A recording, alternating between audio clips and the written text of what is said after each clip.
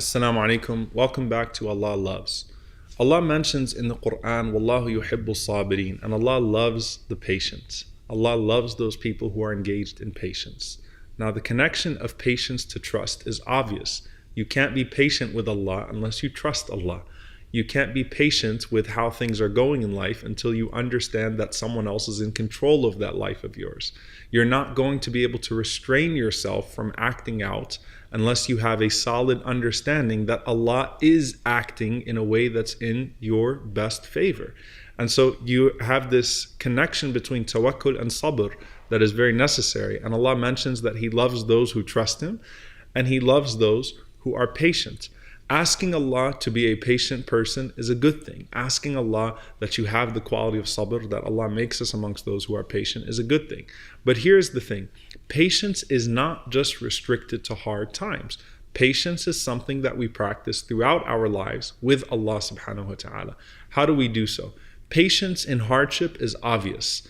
We earn Allah's love when we are patient in hardship because we choose to restrain ourselves for His reward and His pleasure instead.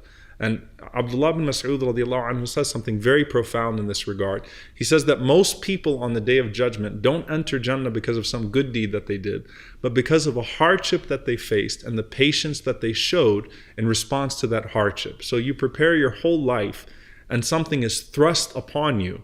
A major trial is thrust upon you, but you express your patience with Allah, your love of Allah, despite that hardship that's based upon a foundation of trust, tawakkul that we spoke about last time, and that allows you to attain the ultimate reward from Allah subhanahu wa ta'ala and His pleasure on the Day of Judgment subhanahu wa ta'ala. So patience in hardship is very obvious. You hold yourself back. It's restraint because you see Allah's pleasure rather than your own misfortune. You see the goal of Allah's pleasure rather than your imminent hardship. And that goal is able to see you through that hardship.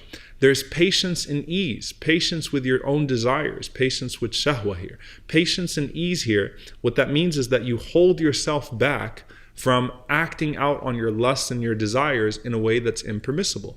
That's why Allah mentions Sawm. He calls fasting patience. وَاسْتَعِينُوا بِالصَّبْرِ وَالصَّلَاةِ. Allah says seek help and closeness to Him through patience and prayer. And the scholars mention that patience here is actually replacing the word fasting. The act that we are engaged in right now is one of sabr, of patience, of restraining ourselves in ease. And when a person loses patience in times of ease, they act upon those desires as quickly as they can because they think you only live once. But we know that you live eternally, not in this life, but afterwards. And so you don't rush to act upon those desires and to live out all of your lusts and to try to consume all of the blessings that are around you or all of the trials disguised as blessings around you because you think that you're not going to live again after this. You are patient in your ease and patient with your desires, restraining yourself because you know that the reward that Allah guaranteed you in the hereafter is far greater than anything that you could have in this life. So again, the element of Allah's pleasure and reward is able to get you through your ease, just as it's able to get you through your hardship. The last form of patience that the scholars mention in this regard is the patience in your worship of Allah subhanahu wa ta'ala.